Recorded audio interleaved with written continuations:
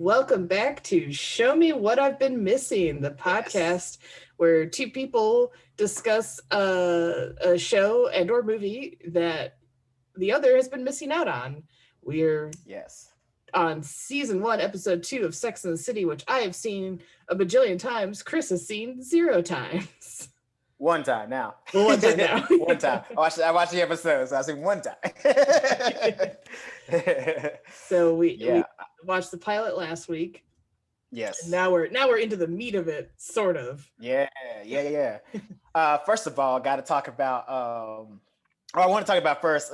So you can tell that after the pilot, they kind of, with whomever the creators of the show and like the writers, kind of went back in and revitalized some things, because like now even the opening of the episode like is different. At first it was just like a flashes of New York and trains going, but now we got Sarah Jessica Parker walking through the streets, a bus driving by, and her getting splashed. Oh yeah, that's the iconic my life. It's very, what's that show where like the woman she's like walking through the streets of New York and she takes her hat off and throws it in the air? Oh, Mary Tyler Moore. There's an old Yes. Yeah, it's very Mary Tyler Moore-esque, that opening. And I was like, I appreciate that. I didn't watch that show, but like I remember seeing it on TV. Yeah. And like that, her hat, and like it was, and it was parodied through all kinds of like every sketch show that was ever made, somebody did a sketch where they did that. And usually it was a wig attached to the hat and they throw it. But this is the sexy version. It's the 90s, as we've established. Yeah. The 90s. It was like the adult version of that, right? Because it wasn't silly, it was just like a true experience that you could have as a New Yorker walking by in a city bus sprays you with water. Yeah. The city's like a fifth character. So in this episode was very interesting. It was about due to date models. Yeah. Like only specifically date models, which I found very interesting because they came up with the term modelizer, which is I love the lingo in this. First of all, let's talk about the lingo in this show. I'm loving it. Okay, I love that they essentially basically kind of came up with their own language to the show, which reminds me of like How I Met Your Mother, because they did the same thing a lot in that show. So I love shows like that come up with like their own lingo and like add it into the lexicon. I don't know if I ever heard anybody use the term modelizer, but I'm probably going to use it. I don't know if anybody uses it, but I'm going to. Modelizer is cool. I read an interview actually with the director of Clueless. Yeah. And I think she was talking about coming up with the slang in that movie because none of that was real slang. Yeah. Until it was in the movie. Okay. And that was advice somebody else had given her, because if you try to capture the actual slang of the time, it's instantly dated. Yeah. And by the time whatever you're making comes out, whatever that slang is, it's just dated. It won't seem as fresh. If you make up things, basically, it becomes evergreen. Okay. That's really smart. That's probably why How I Met Your Mother, I can watch it over and over again, because it doesn't seem that dated. I mean, obviously there are some situations in the show that seem dated, but the lingo doesn't, because you can kind of use it. I mean, they say things like lawyered. That's not a real word, but I say it. But now people say it. Yeah, I do say that. I do say that sometimes. When I prove somebody wrong, I'm like, lawyered. So they come up. So they like these guys that only date models are called modelizers. And we start out with Miranda, I believe, going on a date with one of these so-called modelizers, excuse me. By the way, please say it. I think that guy bagging models. There, I said facts. There, thank you so much. I was about to you took the word straight from my brain box, because I was looking at this dude. I'm like, here's the only thing I can say that makes that guy dating. His name was Nick, I believe, right? Yeah. Very frumpy, average-looking guy. If you've seen this episode, for those that are listening and watching, you know what he looks like, and you haven't, stop the episode now. Go watch it, so that way you don't get any spoilers from what we're doing right now, because Hopefully, if you're listening, you've seen the show. Hopefully you want to know what I was pointing the wrong way, and you want to know what he's thinking. Right. As So someone who's never ever seen it. it's I don't know how this guy is dating. Not like I can see if maybe he got lucky with like one or two, but like from what they showed, that little montage, he was dating several models. Like this was his thing. And I don't think they ever said what he did for a living, like that would put him in those circles to begin with. They kept that information out, and I think that's probably why, because of what he looked like. Clearly this guy got the gig because he's a good actor, not because of what he looked like. Yeah, I liked that actor, and I mean, again, I hate picking on someone's looks, but sure. I mean, I think he was purposely cast because of that, and he's like he's a character actor who's been in a bajillion things. He is.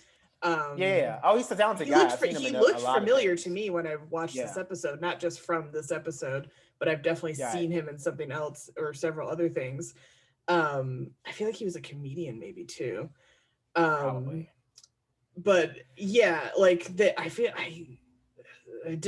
I took my notes, I feel like I didn't get anything about describing what he did for a living that would put, because they really implied that anyone walking down the street would bump into a model and be able to ask them out, and I just don't think that's how that works. Maybe in New York, that's what they maybe more in New York. They kind of made it seem like the average guy in New York. Mm-hmm. Well, here's my thing. This is where I can kind of see how possibly he could date models so regularly. Mm-hmm. They never said what he did for a living, but I'm assuming he makes good money, because if you saw everybody else at the dinner party, they seemed like relatively successful. That was posh. It was a posh people. Miranda's a lawyer. Yeah. So that's like a fancy lawyery dinner party, or people in that level it was like a bunch of successful intellectuals around. So like maybe I'm assuming his job is good. Two, there's also the idea, like, because they even said in the show, like, models don't typically date other models because, like, it's just like too much. You know what I mean? So you date, most models, like especially the women, date like average dudes because they don't got to worry about like, and also it could be, here's the thing too, you got to think about it. People who are in the entertainment business, models, singers, actors, yada, yada, yada, we tend to be a little bit insecure. So if you date somebody who is seen socially as beneath you, and as far as like looks wise, you're probably not too worried about said person cheating on you or disrespecting you in any kind of way, because like in theory, this person is probably going to be very appreciative of being with you. And they're going to pump up your ego because they're going to tell you how great you are. Yeah, they're going to bring you around their friends. They're going to talk about how pretty you are. They're going to do all these great things that, make you feel good. So that's the only thing I can think of why this guy consistently can date models. Like clearly it's a insecurity thing on his part, because he needs to have like a trophy wife sitting next to him. But it's also an insecurity on the model's part, because he's an average looking dude who probably isn't out there like crushing it. But again, in this situation, these models are low key wrong if that's why they're dating him. Because if he's dating models on a consistent basis, clearly he's out in these streets. Clearly, my man's got game like no one's ever seen game before. If all he pulls is models, like, because him dating Miranda seemed to be like he's like, well, let me try something different. Downgrade. Well, no, coffee in the morning. Let me try tea now. It's his friends who are like, you can't bring all these models around anymore because they're not good dinner conversationalists and they don't eat and all that stereotype stuff, which is insulting to those model ladies, I have to say. And then they tell Miranda, you're not, you don't look like a model, but we mean that in a good way. So awkward. I love that comment, because later it was kind of said again to Samantha, and she took that like in a totally different way. Like where Miranda was kind of upset by it, she took it and was like, yeah, I'm better than. Like she's like, I'm way hotter than a model. I'm way hotter than a model. Like if I were a model, it wouldn't be fair. So that's hilarious, so hilarious. And then I like that we go into kind of from all that setup, we get into the like that little dinner scene where they're hanging out at Carrie's and having dinner. And this is one of the reasons why I think people liked it so much, because all that conversation felt very real. It's definitely stuff I've talked about with friends. Really? I was going to ask that because I didn't know if it's because it seemed a little bit. It's a little forced. I mean, not forced. It just seemed like I don't know, like because we were talking about just before like how having these then they were showing the scenes of the models talking at the or not talking rather at the dinner party, like how you said it seemed kind of insulting. That conversation about like women being insecure around models or about models and stuff like that, or like hating themselves because of like what they see in magazines. That seemed a little bit insulting to women, but I mean, it's that you've had this conversation before, so maybe it's not or similar. We're just sort of like if not that direct as it's presented in the show, but that it's vocalizing a lot of feelings that women have had, where it's like you see the magazine and you're like, well, I want to try that, or I wish I looked like that, because it's a whole societal thing for girls. It's a whole nightmare scenario for women, where it's you're damned if you do and damned if you don't about everything. And hang on, I wrote down. And they've proven, I think, with studies and things like that, that it is actually kind of harmful to see this very unrealistic portrayal on a magazine or an advertising that is not achievable, even down to like eyelashes with mascara, where they're like, this mascara will give you like super intense eyelashes. It's like, no, they're all wearing fake eyelashes in the advertising. And then they had to start saying, this mascara is great, but we also use false eyelashes. Like, so because you buy the stuff and it's messing with your head because you're not getting the result as advertised and things like that.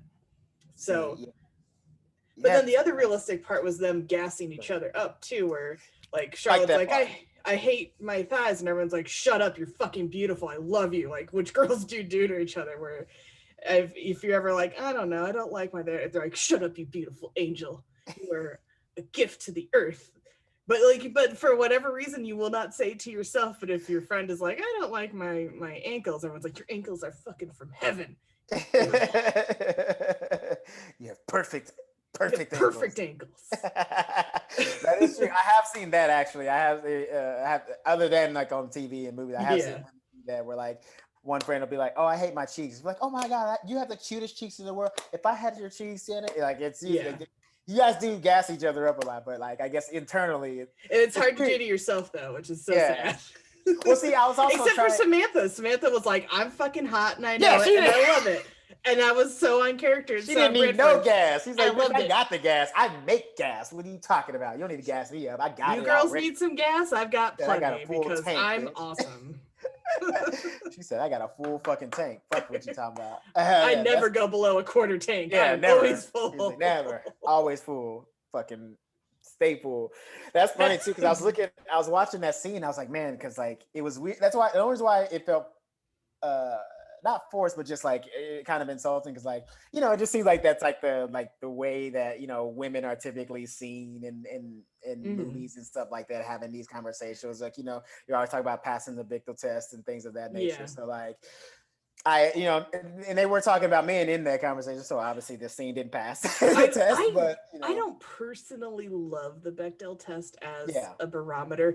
I get it, and I don't think I think it's been totally twisted out of kind of its original intention. I think so too. Especially because, like, I'm sorry, applying it to a movie like Fight Club, which is ultimately about masculinity, right? And being like, there's no girls in Fight Club.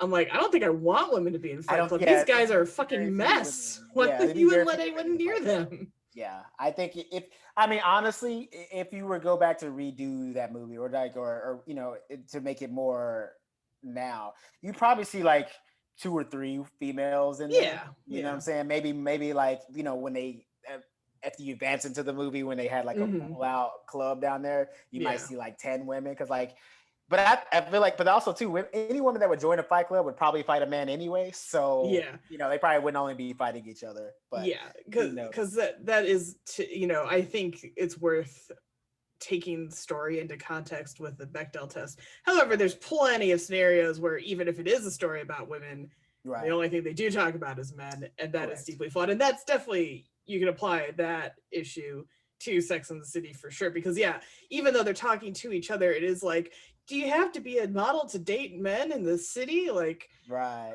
why can't we get boys? Like, that's the problem, Yeah. for Well, sure. there's single women in the city. Come on. I know. You got to talk about men. What else is there to talk about when you're single? Nothing.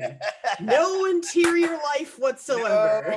yeah, nothing else No satisfies a hobbies, woman like no some. activities, no Well, TV shows, movies, nothing. I was You're like a shark. You got one goal. one thing, yeah. Well, that's another thing too about that scene that I was, I just found it so fascinating only because for those reasons that we spoke about earlier, but also too like, I was thinking about, I mean, we obviously this is just fact, we know this. I feel cliche saying it, but like how different men and women are because I've never had a conversation like that with my male friends. Like mostly the only thing that we're worried about is like a guy having a bigger dick than us. That's pretty much where like our insecurity ends and begins. It's like if we date some girl and she like gets another guy, we're just like worried about like if his dick is better, like if his dick game is better, if his sex game is better. That's pretty much like not all of it. I mean, obviously there's some guys who are a little bit less, shallow and like more dimensional than that. I'm one of those guys, but I'm saying like on average, like it's just weird that like I said, I'm sure there's other guys like there are guys out there who are more dimensional than that. We're not just like one dimension, but like for the most part, on average, when I'm around like guy friends like that, if we do talk about any kind of insecurities I have that we have, it's not like because like, we can look at a magazine to see like Chris Hemsworth in it and be like, damn, that guy's ripped. But like we don't feel no type of way about it. Like, we know that like if we wanted to go to the gym, we could possibly look like that if we like really put effort. But for the most part, like I said, like most of the things we're worried about is like penis size. But that's because society has not broken you down into only parts and looks. That's you fair. You can be like, oh, I'm jealous of Chris Hemsworth, but know that it's still attainable. You get the women's magazines and advertising. Not only is it like someone with a great body, maybe naturally, but who also probably puts in a ton of work. It's all photoshopped to hell and gone. And so, frankly, are the men's magazines too. There has been evidence that does mess with guys too, just not to the same degree because this other societal pressure is not as intense for guys as it is for women. I think also a lot of that confidence that we have has to do with you guys because no, real talk. And I'm saying this like as you guys as women, man, like the fact that, you guys for the most part can see past our physical features and like get into like our brains and our souls and like fall in love with that over our physical features. That's probably another reason why we walk around like feeling like we're the shit because you can see, I mean, look at this guy, we were talking about the guy Nick. I mean, a guy like that probably can walk around like he probably, I mean, obviously this is a show, so he's getting more models than like he probably would in real life. But even then, like even that guy in real life probably could bag a model at least once a year. You know what I mean? And like it's because that model can see past like the physical stuff and see other things that attracts her. And that's just like a beautiful thing. Like it's kind of like you guys kind of give us that confidence because of your basic nature. So it's kind of it's time to return the favor, fuckers. Listen, y'all should. I mean, I feel like, but you know what though? I feel like now that's changed though. I feel like has. I was gonna say. It's definitely changed. Yeah, like it's definitely changed. Like there's not too many women out there who can like see past that anymore. Now that we have Instagram and they see that there's better out there. And there's been improvements from gentlemen's corners of I somehow shitty dudes are tending to raise their red flags a little more quickly for people to notice, and so that's a good thing. Because I will say this guy didn't seem that pleasant either to me. No, there was something about him that he was just seemed like kind of rude, and he got his little 2-camera bit. Like they did another like random models and New Yorkers talking about it straight to camera, and his was kind of aggressive where he was like, I only want to date model.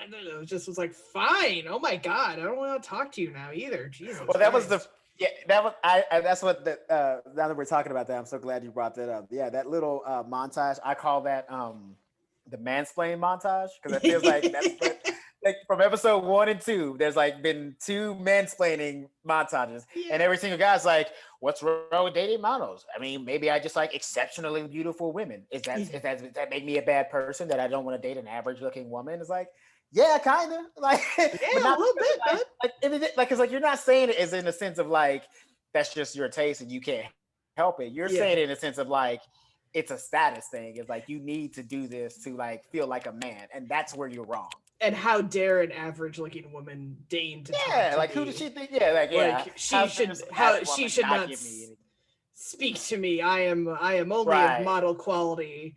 Like, correct. No, probably not, bud. But all right. I got yelled at by. I'm tall. I'm 5'10", and I got snapped at by somebody that I didn't know, but it was like a friend of a friend, and somehow dating profiles came up, and I was taller than this guy. And I unbidden, he was like, "Why do women always put what they want height wise in their bios?" Da da da. And I was like, "Oh, I mean, hey, you just put your preference down. I guess it's not a big deal." And he was bitching at me, and I was like, "Well, personality goes a long way too," and just kind of ended the conversation and left because I was like, felt very attacked just for. I was like, "Yeah, I'm sorry, I don't have your answers, sir. I'm tall and there's nothing I can do about it." You know what? That's probably another insecurity that men have, because like now, especially now, because like tall seems to be the new thing. Like every girl wants a guy who's like over 6 foot or 6 foot or over. So like, if you're not 6 foot or over, basically, especially on dating profiles, from what I've seen, like basically, if you're not at least 6 foot, don't even talk to like 90% of the women in LA, because they don't even want to see you, even though they're like 5'3", but you got to be 6 foot.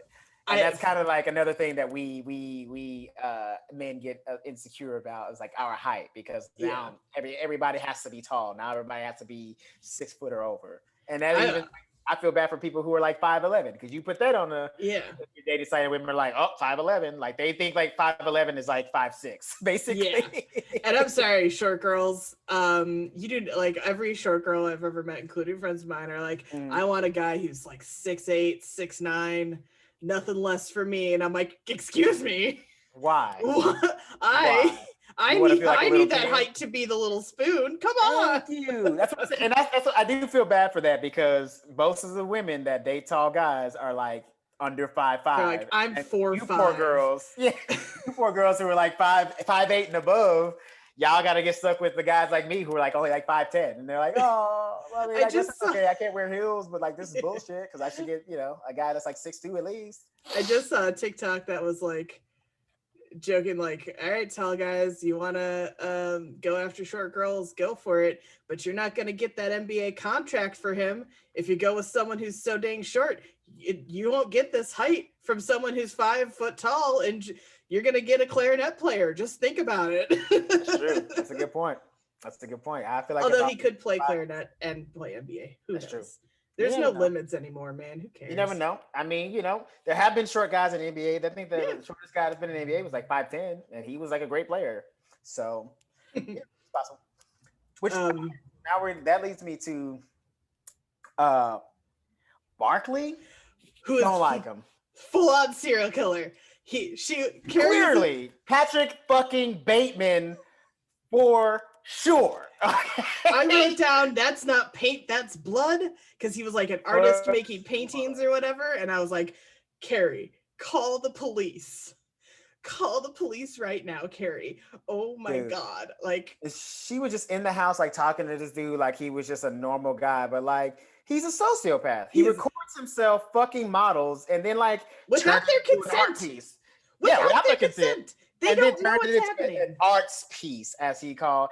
And here's the thing, I was slightly okay with it. I was like, maybe he's eccentric, until they showed the shot where he looked at the camera and winked. I was like, nope, psycho. No. And murderer, regardless if it's an eccentricity or a kink, you have to tell people that you're doing that up front. It is a crime. It's some kind of assault, I believe. Absolutely. I could not find on the books, like in New York, the exact law, but I'm pretty sure it's a crime now, because he could frankly do revenge porn on all these poor women that he's duped. It's terrifying. And then they have Carrie sit there, light up a cigarette, and like cock her head like she's all interested and thinks it's hot. And I was like, "Carrie, get out of the apartment. It's not paint, it's blood. He is a killer. He literally fits like the same description of like most serial killers. He was good looking. Yep. He seemed to be successful, lived in a nice apartment, and sociopath.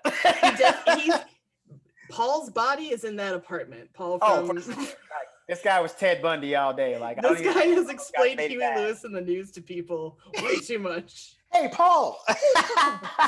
Oh my God. Hey, Carrie. Oh my God. I just was screaming. I wrote down, Carrie, call the police. Why is this making her horny? A crime is being committed. Dude, she was wetter than wet. She was ready for him to put her on a canvas. She was ready. Yeah. She was like, it's not so bad. And the wall of creepy TVs he built, all the old TVs where there was like a million angles, and oh, so weird. What the fuck? You know what's hilarious about that too is that, well, not hilarious, but like it's just amusing because this is 1998. Yeah, this is our reaction now. Right. So like I said, like this is 1998, 2020. A girl in an apartment like that, seeing a guy as an artist, cool. As soon as he puts on that other piece, they out. Yeah. Like as soon as he turned on the TVs and they saw what the videos were, because I thought it was just like porn. I was like, oh, he's on porn. And he was like, no, these are. And here's the thing too. Here's what makes it even more creepier. He only does it to models.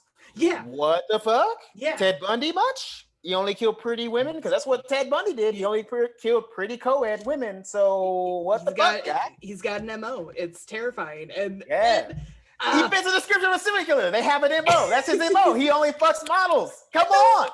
Why are we like okay with this character? Like, how did he make it on TV? How is everybody's like, oh, this is cool. Like this shit. He's just a quirky guy. No. He's a killer. He's absolutely murdered. He's Dexter, basically. You put a different scenario. This is like if this show was Hannibal, he'd be a killer. That's the only difference. Is like we're doing like a comedy drama or show, whatever. Like, and now he's just like this, handsomely eccentric guy, but he's not. And he showed up at the fucking the runway show, the runway show, like basically stalking his next victim. Yeah. What the fuck? Yeah. He was like, this girl, I like, as soon as, because you know what? He filmed them, and we don't know if those girls are alive anymore. That's it. Yeah, they didn't say. He never said what happened after he's done filming them. We're lucky. Samantha he did say one. He did say one. The girl that when they show the close up of him when he looks up and winks, he talks about that girl. He said that she like does like runway or something like that now. Like one went on and did something. So, but that's his thing. Here's the thing. He said that. We don't know if she actually did move on to do runway. He just said that. That could just be the cover story he's telling Carrie, so she don't know. Because once you say she's an international model somewhere, once you say she's an international model in Europe, there's no tracking that down. Who fucking knows? Not 1998. Not 1998. Yeah. If this was 2020, you know what I'm saying, she could pick up her phone and Google and see like if this woman call is still Liam alive, Neeson, get him on the case. Not today. Today. But at that time, 1998, how's she gonna look that up? It's so wild that like she does try to warn Samantha off him. She's like, he's kind of creepy. Of course, I don't know why she's like so against it later when she was like lighting up a smoke in the moment, but maybe she thought about it for more than 2 seconds when she left.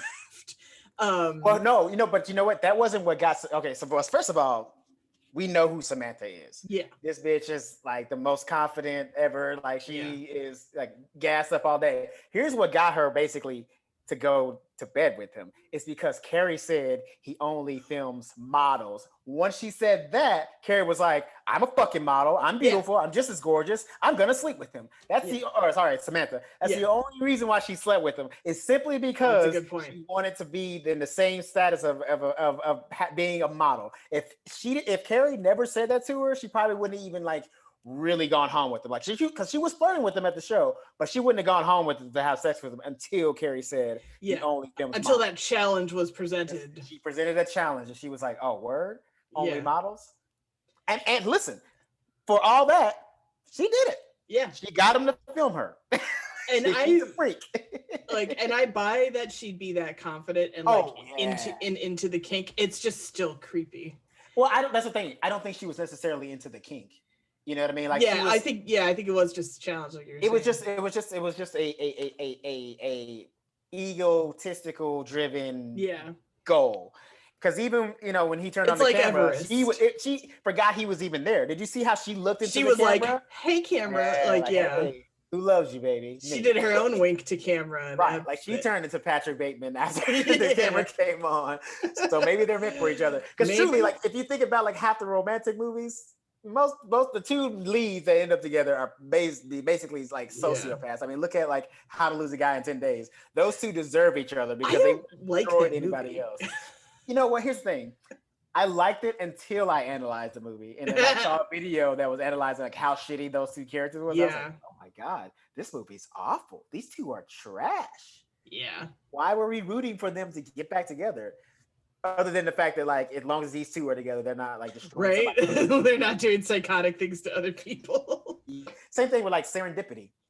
If you ever seen that movie, I like started those that two and characters I definitely fell asleep, and then I just went ahead and read the Wikipedia and called it a day. And I was like, yeah, that's fine. well, essentially, it's just about a guy. He's like in a relationship. He's about to like get married. He meets Kate Beckinsale, and they have like this like one night of or no, it's like no, take it back. They had like he just meets her randomly on the street of New York because everybody falls in love in New York, and they have this like romantic night, and she writes her number down in a book, and then the guy loses the book, and then like I think it's like 5 years later, he's in a relationship, he's about to get married, and then all of a sudden he just has this inkling that something is wrong, and he has to find the girl that he met that magical night who gave him his number. So he like goes to all these bookstores Dump looking his for a ass. number. He goes to all these bookstores looking for a number, and he finally finds it and like tracks her down, and they craziness ensues, and then they end up together. But like this guy, 5 years later, one night, decides that that's the woman that he's supposed to technically be with, not this woman who's he's assumingly been with for years. He just drops everything that they went through. Is like, nope, this is it. And we said that was romantic, but truly, that's fucked up. That's so fucked up. That poor ex-girlfriend's in therapy. She's like, oh yeah, I don't know what I did. You oh didn't do anything, honey. He's crazy. Nothing. I know, but yeah. Well, that's what we said was romance, and that's still in like some people's like top 10 as far as the rom-coms go. So yeah, I guess if you just mix John Cusack and anything, it's romance. Man, 1408's a really weird movie then, if you think about it. Oh man, well, don't call it a romance. Anyway, so okay, so now that we're sorry to bring it back to Sex in the City. Yeah. My man Skip, he ain't gonna make it. I had hopes for my boy. Yeah. Because he's kind of a sweet dude, maybe a little too sweet, but like, hang on, where are my Skipper notes? Because my man Skip ain't gonna make it. Like he was calling Miranda a million times. Oh no, I did write down, Skipper, this is harassment, stop calling her. I mean, low-key, he like low-key even had her, like he was like gonna get one of her best friends to call her just so like he could see if she's ignoring him or not. Like, yeah. You fam. Yeah. You're going into obsessed territory. Like you're taking it. One kiss, baby. One kiss. Yeah. You're taking it. Catch the hint, bruh. She's not responding. Yes, it is ghosting and not okay. Right. Miranda should say, I don't like you that way. I know we shared a kiss, but I don't. Miranda should be forward. But if you're calling somebody a bajillion times and not getting any feedback, you're done. It's over. Well, she's also kind of playing with him because then they ran into each other at the shop, and then she was like, "Come over." But how did he know which store to be at? Fair enough. You got me. But here's the thing too, it's also because here's the thing too. I low key feel sorry for him because I get it. You're in it's like that's the thing. We spoke about this last time. Yeah. It's like you live in a big city, you're around a lot of people, but you can still feel lonely. So when you do find somebody special, you kind of hold on to that a little harder than you probably would if you lived in a place where you didn't feel so lonely. Where if you knew everybody in town, you know what I'm saying? Like people who probably live in small towns never feel lonely because they're around people they know all the time. Yeah, but when you're in a big city, it's different. And us living in Los Angeles, I kind of understand, dating in a big city where you can feel lonely, you hold on to things. But like, again, if I call you twice and you don't call me back, I assume that it's over. Yeah. You know what I mean? There's really nothing that you can say like we're all busy, we all have a life, but you can't call me back for 5 seconds. Yeah. That easily lets me know that you ain't into it. And my man Skip is not getting the hint. And this is 1998. So we're not talking about like, I'm talking about like how, because like now we have more ways of getting in touch with each other, whether it be Facebook, Instagram, Twitter, a text call, you know what I'm saying, Skype, fucking Zoom, like there's all these ways you can get contact. So in 1998, when all you can do is basically call somebody, maybe send a text if you had one of those advanced phones, but like I don't even think there was texting called. then. Yeah, I don't even think it was, right? No. I think texting. You could page them. You're thinking paging. You could page people. You could page somebody, or you could IM them, because IM was a thing at that time. But that's what I'm saying. So that's what I'm saying. In 1998, when like only thing you have is to call somebody. Yeah, bro. You called her 5 times, she didn't call you back. I think you gotta leave it alone. But somehow he still got laid. So I don't know. Like, this is where it gets iffy for me, because like in a way, he's supposed to have given up, but like he didn't give up, and then he still kind of got what he wanted. Yeah. At least as far as what we see right now, I'm assuming in the next episode, it's probably going to be another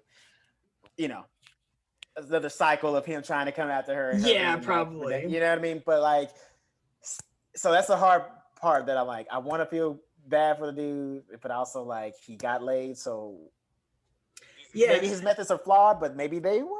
It's sort of Miranda doing like, I feel like what guys do a lot, where like the girl is trying to contact the guy, and then they do finally get through, and they're like, yeah, come over, but then you get used a little.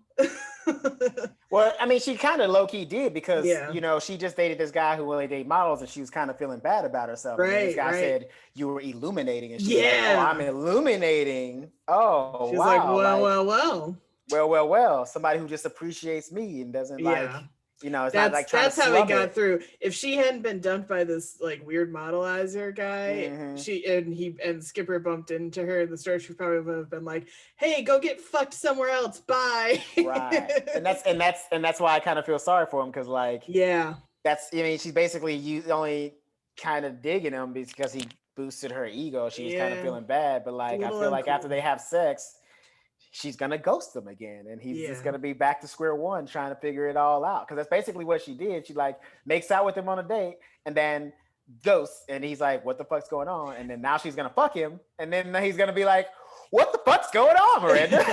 And he's younger too, I forgot. Yeah. He's a few years younger, right? So I think that comes into play too, where he's not quite catching on.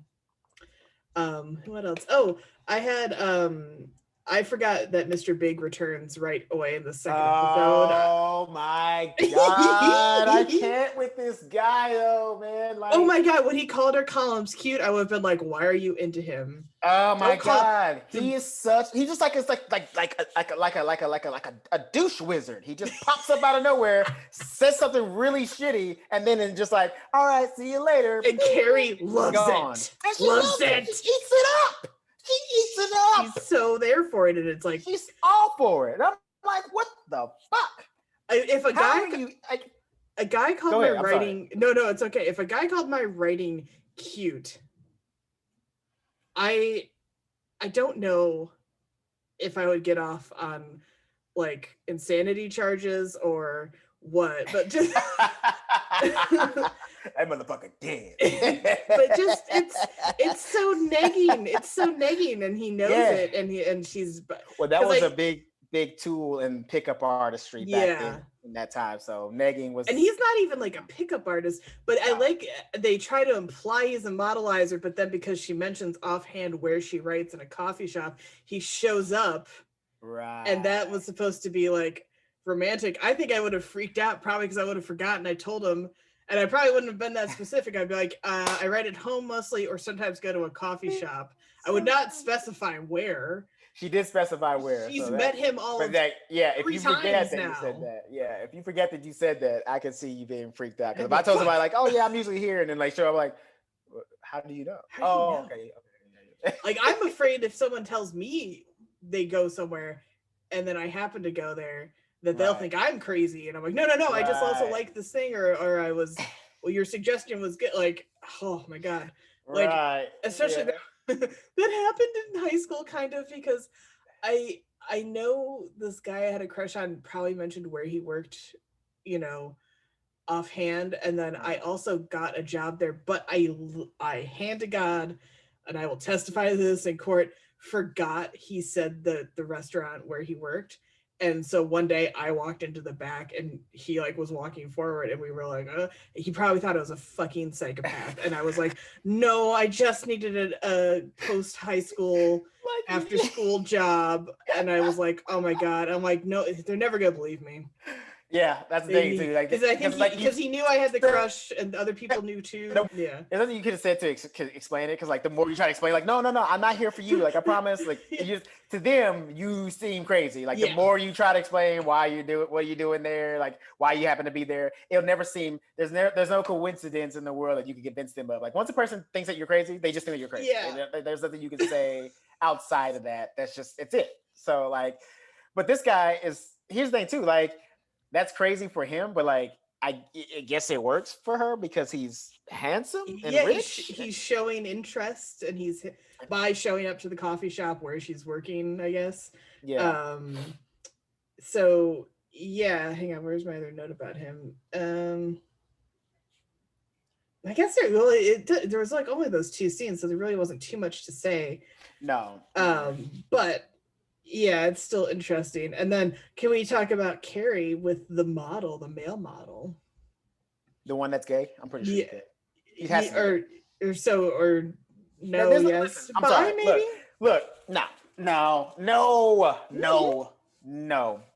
It's more of a spectrum than we realize, man. I'm just saying, listen, I'm saying two things. Either he's gay or asexual, because you ain't gonna, you know what I'm saying? Like, because, here's the thing. He sounds like he's first of all, for a model, this guy has dimensions. He seems like like he doesn't seem like a typical model type, especially for a male model. Like, he seems like he's not Zoolander. He's not Zoolander. Yes, he's not Derek Zoolander. He clearly has male models. Why male models? You know that was improvised, right? Mm-hmm. I love that. That's so great. But like, you know, he seemed to have some depth to him, and he seemed to want like basically a simple life and things of that nature. But like, I don't know, the way that he was laying in bed with Carrie, and the way that like just shared a cigarette, and he's just like, can we just lay here together? You know, the city gets so lonely sometimes. It's just nice to lay next to someone. I'm like, all right, you trying too hard to not get pussy, bro. You've never just want to be held? Yeah, no. maybe after the sex, not before the sex, to just lay. And here's the thing, he didn't even ask her to hold him. He just That's true. They just laid side by side. Yeah. Like, dude, even in high school, I wasn't just trying to lay next to a girl. Like, you feel me? Like, I was one at least some friction going, you know what I mean? A little dry hump or something, you know, maybe I wouldn't get sex, but at least a dry hump. You need one a dry hump, bro? Come on. Yeah, well. And he seemed a little bit startled when she put Stanley on the phone. That's all I'm saying. Oh, Stanford. Yeah, well, I thought that was cruel of Carrie to do. Like, just say you didn't hook up with him on the phone. Like, why put him on the phone to prove you brought him home? Yeah, if I were Stanford, I'd be like, what a bitch. Yeah, that was a little mean. Yeah, it was weird. I actually wrote that down too. I was like, that was a little, like, for her to be a friend, that was a little bit mean. That'd be like if my homeboy was like, yeah, because she knows he has a crush on him and everything like that. Like, he's like basically dying to be with this dude, and basically thinks that they're made for each other. So the fact that like the fact she went home with him or let him like come over to her house anyway is already kind of fucked up. But then putting him on the phone was like an icing on the cake of her being like the fucked up cake that she was making. Because I'm like, dude, if any of my friends, like if my friends knew that I had a crush on the girl, and then like I called them and they put her on the phone, I'm like, are you? You'd be like, what the fuck, dude? Bruh. Yeah. Talk about a violation of bro code. Yeah. I mean, here's the thing too, because like, you know, at least from the episodes that we've seen so far, Carrie out in these streets, she kind of a hoe. I'm not saying it in a bad way. I'm just saying she is. You feel me? It's not a bad thing. I'm just saying she out there in these streets. So as Stanford knows that she's out in these streets, calling her and then putting him on the phone, what are you trying to imply? You know what I mean? And then too, like she told him, like, yeah, nothing happened, but like, how is he? Come on. Why'd you have to do it in that order? What the fuck? Right. Like, why didn't you say that right away, or not even put him on the phone? How about that? Because he didn't know that dude was there. He didn't hear him. The guy didn't wake up and say anything. He wasn't like, hey, who is that? She just made it a point to put him on the phone, like to fuck with him. It's a pretty rude flex. It's crazy. It is. Like, I mean, I guess that was her way of saying, like, hey, I can get a model. I just want you to know. But like you don't flex on your friends. That's you know what I mean? You flex on strangers, you flex maybe on the gram, but you don't flex on your friends like that, especially in a way like that when you know this dude is like clearly obsessed with this model guy. Why would you even fuck with him that way? Like that prank wasn't even worth the effort. And it didn't even seem like a friendly prank. It seemed like just a flex. That's really all it was. It's not a fun prank. It's mean. It's just mean. Yeah, it was just mean. Yeah, there was I was gonna say too. I think it's interesting that this male model gets humanized, and all the other female models are treated as the enemy regardless. Yes, I wrote that down as well. I thought that was very interesting. Yeah, especially for a show that's centered around female characters. This is how you know this is 1998, because even in a show where like the females are the main like driving force of the show, somehow they were still made the enemy. Like this male model had all this depth and deepness to him, and he was like not the average model. But then that's contrast to the dinner scene where you see these models who like can't even answer who they would fictionally sleep with. Yeah, like, they can't even answer that. Like it's just like it was crazy. So that's pretty that was upsetting, because I was like, okay, but it's gonna be interesting. Keep that in mind as you continue to watch the series, because models being the enemy will continue to be a weird theme as we go through, which I find odd. But I did do a little research because I was like, this is the era of supermodels. And so this whole supermodel thing, as we knew it in the 90s, it's the 90s, man. Right. It kicked off right in 1990 with a British Vogue cover that had Cindy Crawford, Christy Turlington, Linda Evangelista, Naomi Campbell, and Tatiana Petitz. I'm not sure. That's the one model I didn't know offhand. Your guess is good as mine. And then they were all in that George Michael music video for Freedom 90, where they're all in the tubs. And they're like naked and it's all sweaty, steamy, hot, and they're lip syncing the song George Michael's Not in the music video. Okay. So then they dominated everything. And then in the mid 90s, we got the heroin chic models where that, the rail thin, right. all that business. And that is where we are in 1998 with Sex and the City. And so we're in the heroin chic era. So everybody's feeling like shit about themselves. Gotcha. And Charlotte's only plot line, Charlotte is Peggy, man. It's coming in so clear the more I watch this now, or at least in these early seasons. Charlotte is Peggy. And Charlotte, all Charlotte does is say, I hate my thighs, and that's at the dinner scene with the girls, and that's all we see of Charlotte. Bye, Charlotte. Have fun. And that's another thing too. I got it, because we spoke about this last episode. That's why I couldn't remember her name. But I got it now. I got Charlotte now. I got it down now. Because one, I think she's the prettiest girl in the cast, but that's just like that's my personal opinion. So she's much better in this episode than she. Oh yeah, she's so hot. She looks way better. Has nothing to do with them as actors or people. Like I'm not putting any kind of weight on that. Or like it's just my taste. Like I just think that she's like the most attractive one. But like she has the least bit of story so far. I know nothing about her other than the fact that she went out with an art student last episode. That's it. And then she didn't want to sleep with them on the first date. So I know that she doesn't sleep with guys on the first date. That's all I know about. This backs your theory that she's the newest friend of the group. Yes. This episode is confirmation that Charlotte is new to the group, because she didn't get to go to the runway show. Right. She didn't get to talk about the modelizer. Well, she kind of got to talk about the modelizer at the thing. But before we got to that group scene, it was Carrie and Miranda talking. And then Carrie and Samantha are together, and Charlotte and Peggy. Right. So right now, the dynamic I'm getting between the women, it seems that Carrie and Miranda are the closest. Probably, yeah. Like they either, if not the closest, they've at least known each other the longest. And then Samantha, excuse me, the names. Yeah, you'll get there. By the time we're done, you'll know. Oh yeah, I'm gonna be bing bang boom. Then Samantha kind of like latched on to Carrie, and then like Yeah. she kind of brought her in, and then the the last one is just like, all right, here you go, like they just maybe Carrie met her randomly at like a coffee shop and struck up a conversation, and that's how they became friends. Because like I don't feel like it's been years yet. It feels like they're about, as far as her dynamic, with the rest of the girls, she seems like she's only been friends with the group for maybe 6 months at best. Yeah. You know what I mean? That feels right. Yeah.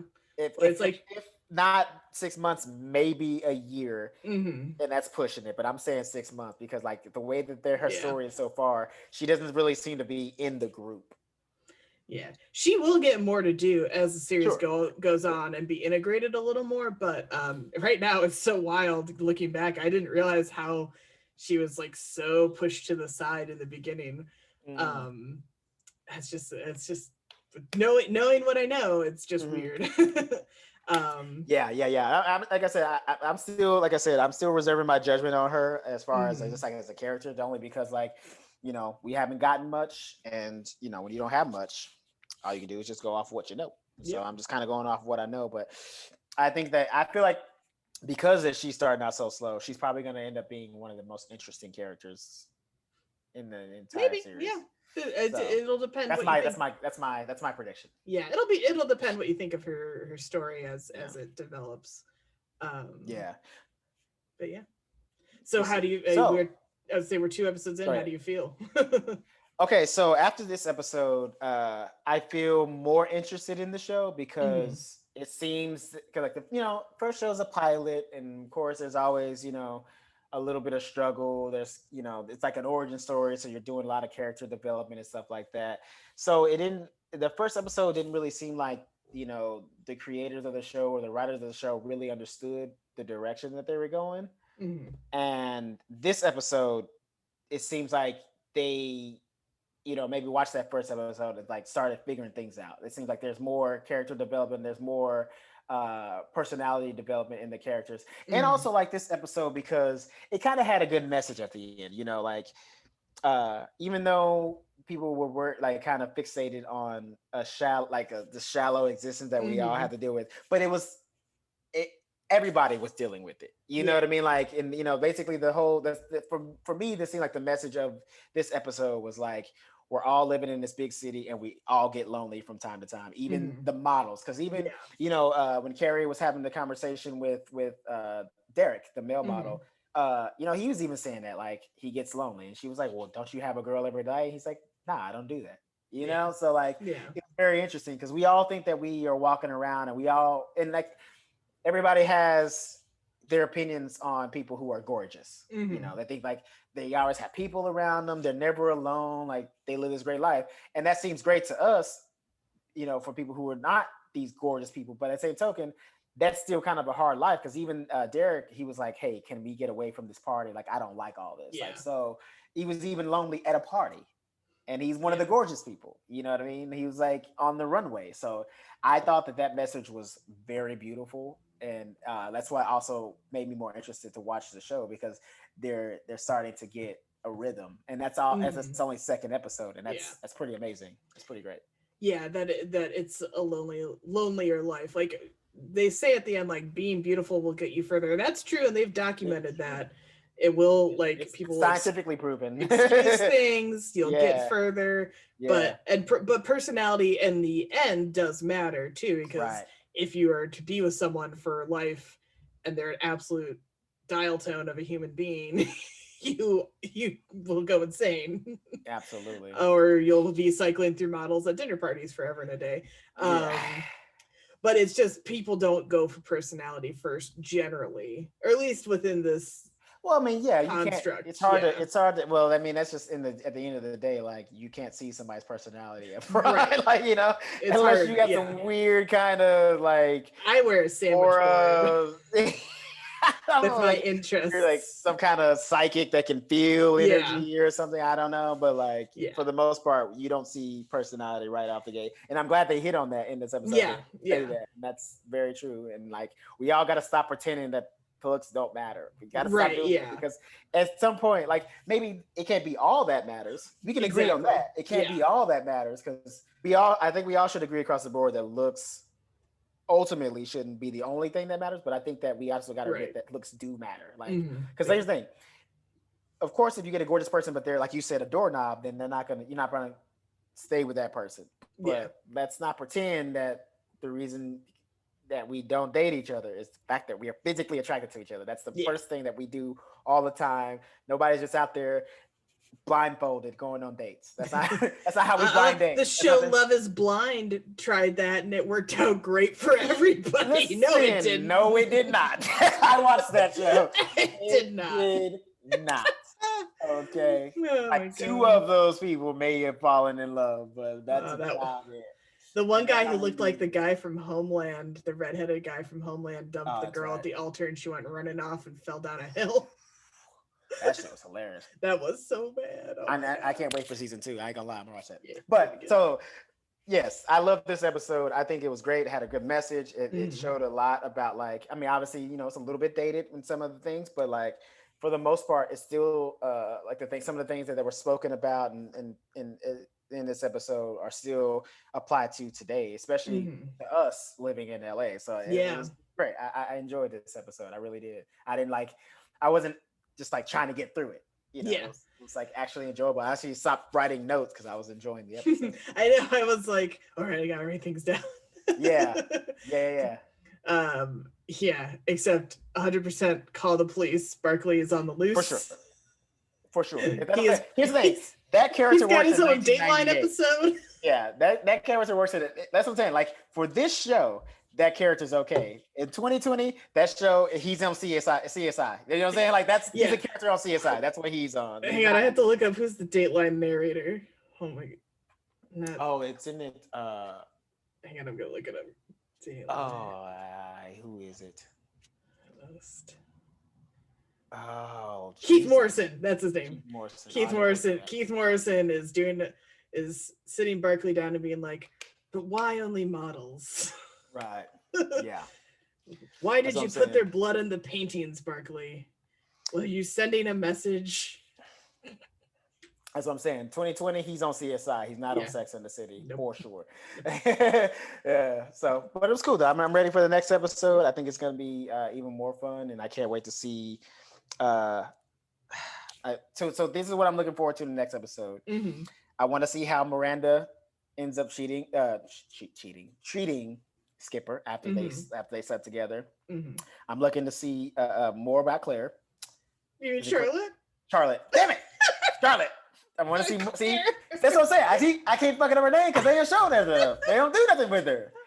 Charlotte. I want to see more Charlotte, and I hope in the next episode they at least cover Samantha's like the aftermath of sleeping with the guy and like with the camera. I just want to see if they just touch on it a little bit. I'll be happy. Like, they don't have to do a full episode on it. I just want to see how insane this woman truly is. Like, if she's like asking for a copy, or if she's like if they're watching it together. Don't tell me anything. Okay.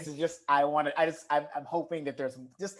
I just hope that it's not just a dead story and they don't move on. I want to see just a little bit of aftermath, because like there was a lot happening in this episode. There needs to be a little bit of aftermath for basically every story except for Charlotte, because she really didn't do shit. I hope Charlotte feels better about her thighs.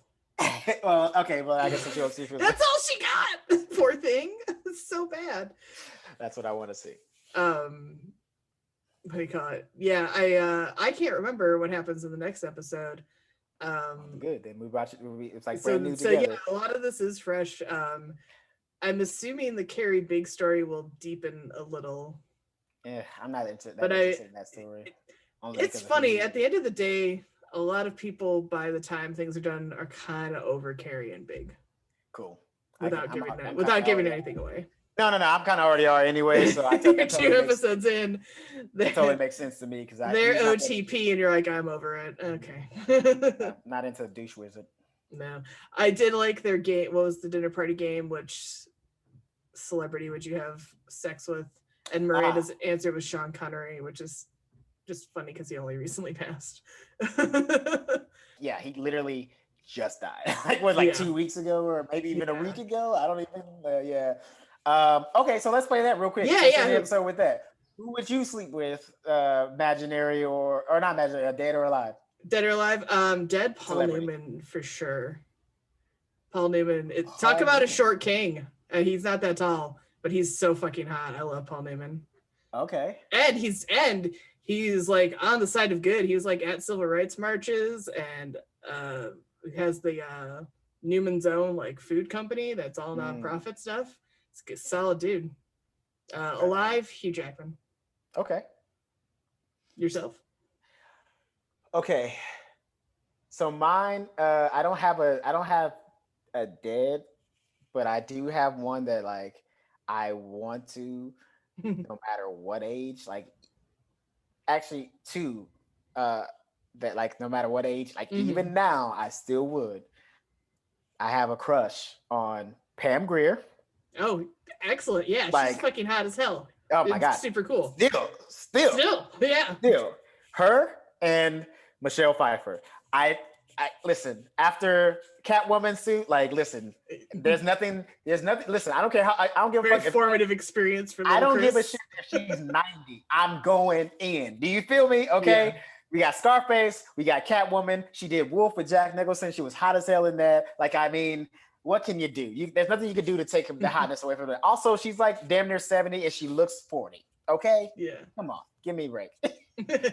I've never seen Wolf, actually. It's a very 90s movie. Please enjoy it. It's been parodied a lot, but it's actually a very fun movie. It's got who's the guy from the Blacklist? The main James actor. Spader? James Spader's in it. He's the villain.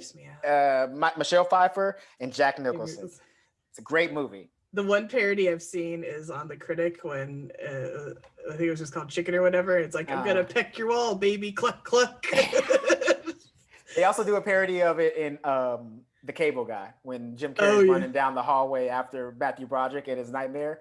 They're parodying because like when you see the scene, if you watch the movie again, when you see the scene where or you see the close up when they're showing him and his eyes are glowing, he's like that. That's actually from Wolf because he's running after somebody like that. He's running after a deer like that with his eyes all crazy. So yeah, you got to watch it. It's a good werewolf 90s movie that you probably don't expect to be as good, but it truly was good.